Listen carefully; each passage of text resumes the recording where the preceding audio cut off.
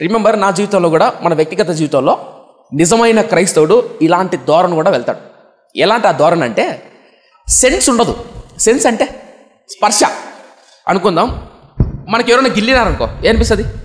నొప్పి అనిపిస్తుంది, అవునా? కొడితే, దోమ కొడితే ఇది స్పర్శ. మాట్లాడితే వినిపిస్తుంది, నాలుక మీద ఏదైనా పెట్టుకుంటే రుచి అనిపిస్తుంది, అవునా? ఇవి స్పర్శలు. నువ్వు మోకాలేసి ప్రార్థన చేసినప్పుడు వింటున్నాడా లేదా అనే స్పర్శ ఎప్పుడైనా అనిపించిందా? కొన్నిసార్లు మోకాలేసి ప్రార్థన చేసినప్పుడు నా ప్రార్థన దేవుని సన్నిధికి వెళ్ళట్లేదు అనే స్పర్శ నీకు తగులుతుంది. పొడి మాటలు ఉంటాయన్నమాట. పొడి మాటలు అంటే ఇక్కడి నుంచి రావు ఆ మాటలు. లోడలో వాగుతూ ఉంటాం, దేవాస్తోత్రం నాయన పరిశుద్ధుడా మహాతోడ ప్రార్థన చేస్తాం. అలా మోకాలేసి ఇలా ప్రార్థన చేస్తాం, అది వెళ్ళదు. ఇలాంటి స్పర్శ క్రైస్తవుడు వెళ్తూ ఉంటాడు. ప్రాముఖ్యంగా నువ్వు మోకాలేసి ప్రార్థన చేసినప్పుడు నీ గతం గుర్తొస్తుంది. నీ గతం గుర్తొస్తుంది. అనుకుందాం, దావీదు ఎక్కడ ఉన్నాడు ఇప్పుడు? కొండల్లో గుట్టల్లో ఉన్నాడా? ఉన్నప్పుడు మోకాళ్ళేసి ప్రార్థన చేస్తున్నప్పుడు ఈ కొండల్లో గుట్టల్లో దావీదు ఉండడానికి కారణం ఏంటి? పాపం వల్లే కదా ఇక్కడ ఉన్నాను అనుకుందాం. మీరు రిమ్స్ హాస్పిటల్లోనో ఒక ప్రైవేట్ హాస్పిటల్లోనో మంచాన పడ్డారు. రేపో మాపో డాక్టర్ ఆపరేషన్ చేద్దాం అనుకుంటున్నాడు.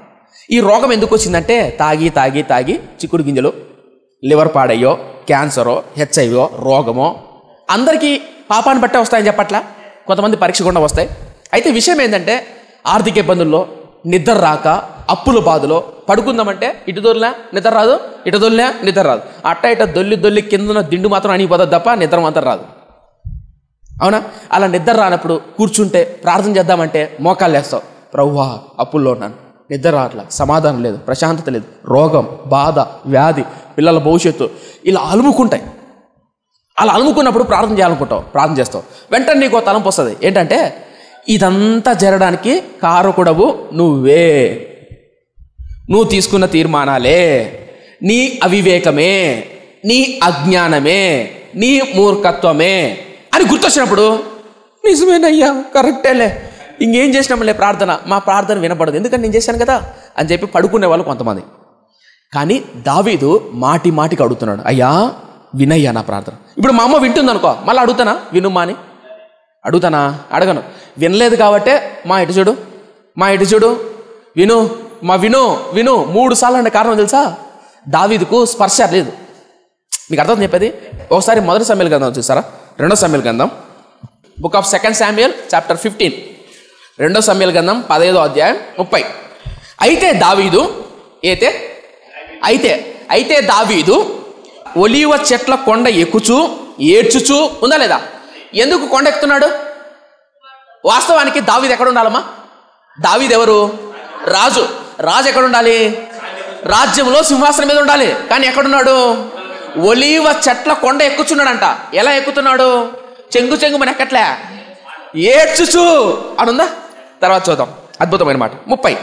అయితే దావీదు ఒలీవ చెట్ల కొండ ఎక్కుచూ ఏడ్చుచూ తల కప్పుకొని పాదరక్షకులు లేకుండా కాలినడకన వెళ్ళెను.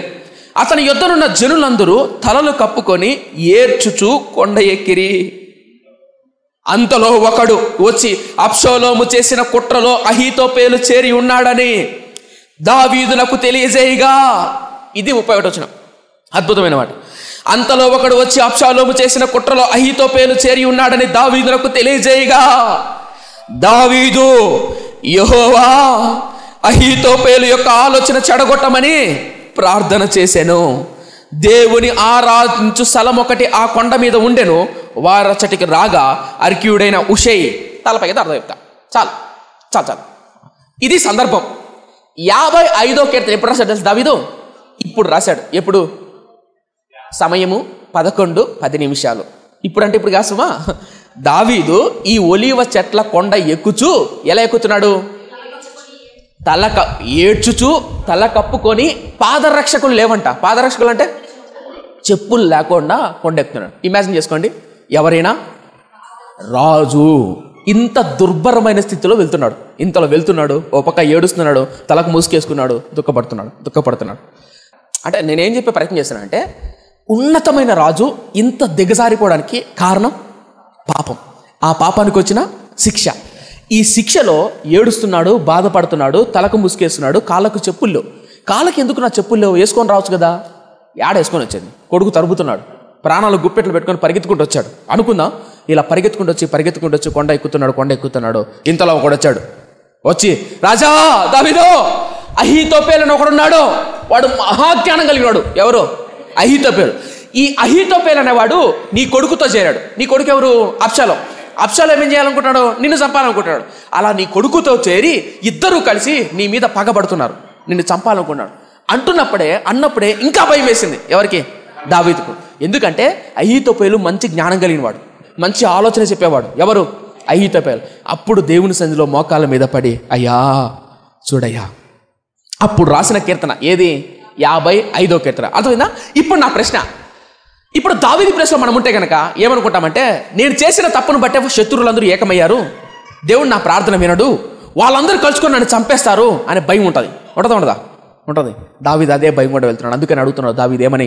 అయ్యా నా ప్రార్థన ఆలకింపుము, నా ప్రార్థనలకు, నా విన్నపములకు విముఖుడవై ఉండద్దయ్యా. అంటే ఎప్పుడు దేవుడు మన విన్నపాలకు విముఖుడు అవుతాడు తెలుసా? ఎందుకు ఆ మాట అంటే, మనం పాపం చేసినప్పుడు, తప్పు చేసినప్పుడు దేవుడు మనతో మన ప్రార్థనలు అంగీకరించలేడు.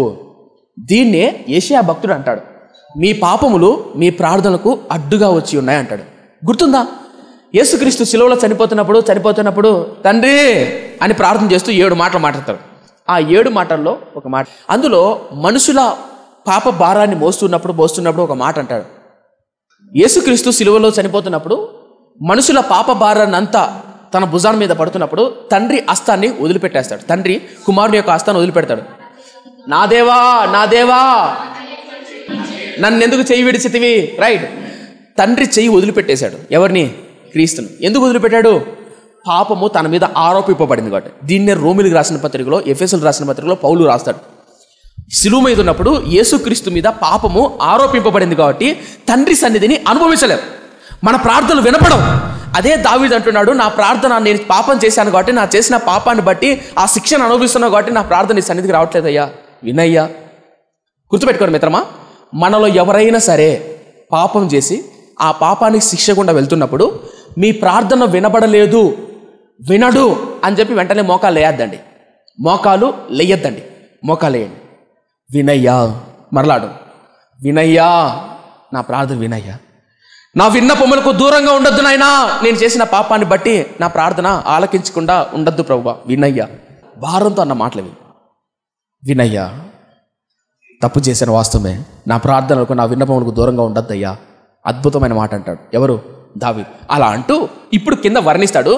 ఇప్పుడు దావీదు కోరుకుంటున్న ఒక కోరిక ప్లస్ మిగిలిన 2 భక్తుల యొక్క కోరికను ప్యారలల్గా చూద్దాం. ఓకేనా?